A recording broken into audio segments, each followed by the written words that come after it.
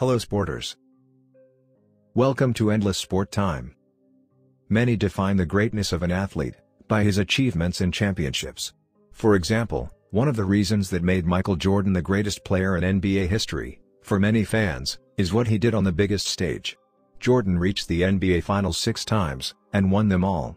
With his level of dominance, it means that no other great player has won the championship during those times. They are still Hall of Famers and All-Stars, but it was the MJ era. These guys have never won, and Jordan has stopped them from winning at least once. Here are 10 players who never won a championship, because of Michael Jordan.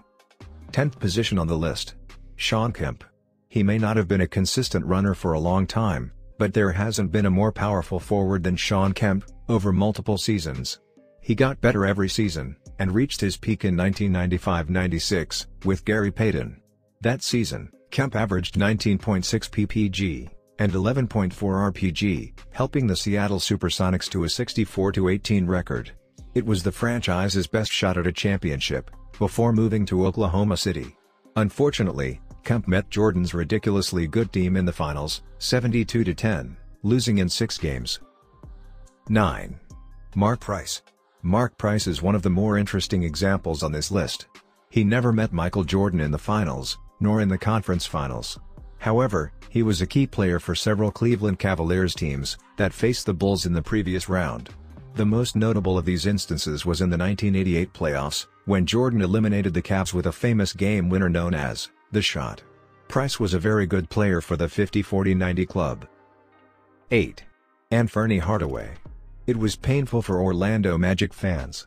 Michael Jordan's retirement after the 1993 season should have paved the way for many championship winners. Instead, the Houston Rockets were the only franchise to do so during his absence.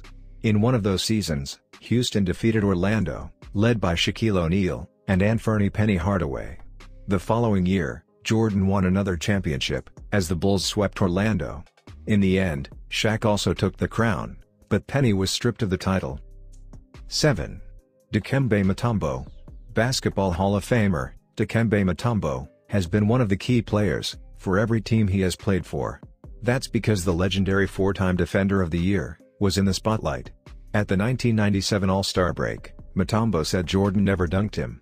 His Hawks met the Bulls in the playoffs, and the series was tied 1-1 at one point. The Bull took over. Jordan was also famous for coming to Mutombo to ridicule him after dunking on him. 6. Tim Hardaway. This is usually one of the most overlooked situations for players who lost to Jordan. Tim Hardaway hasn't appeared on the other side of the court very often in big games, but he had a tremendous year.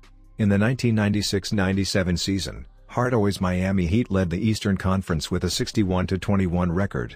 They were the biggest threat to the Bulls, but Chicago eliminated them in 5 games in the conference finals. 5. Reggie Miller. Reggie Miller is one of the greatest shooters of all time. He was a skilled marksman with clutch bullets. Maintaining his position in the East until the 90s, he fought several duels with Jordan. The two almost fought several times. The most important meeting between them was in 1998. Miller's Pacers became the first team in a long time to take the Bulls to a decisive 7th game in the conference finals. You could say they had the best chance to end the Bulls dynasty. Unfortunately, that didn't happen. Miller reached the finals in 2000, but never won. Number 4. Patrick Ewing. Michael Jordan has never injured more players in his career than Patrick Ewing. The New York Knicks center was one of the biggest players in the league, but they haven't had the chance to play against the Jordanian Bulls almost every year. This happened in 1989, 1991, 1992, 1993, and 1996. Every time, the Knicks put together a really good team, Jordan got in the way. The year Ewing's Knicks made the finals, and Jordan retired in 1994, but couldn't beat the Rockets. Hello guys. If it's your first time here, and so far you find this content interesting, don't hesitate to press the subscribe button, and turn on the notification bell, so that you'll be alerted each time we post a new video like this. So far so good, let's continue. 3. Karl Malone. When people think of the greatest scorer in NBA history, names like Kareem Abdul-Jabbar, Kobe Bryant, and LeBron James come to mind. But the second greatest scorer in history is Karl Malone. The Utah Jazz legend played with Jordan's Bulls in the NBA Finals in 1997 and 1998. Jordan's fight against the flu, and his last shot on a Bulls jersey will give Malone's title hopes to go to bed. He will score big, but some argued that Malone came up a little bit lacking in that big game. 2. John Stockton. Apply what was said in Karl Malone's situation, here. What made the Utah Jazz team so successful, was the combination of Malone and John Stockton. Like Malone, Stockton did just as much, if not more.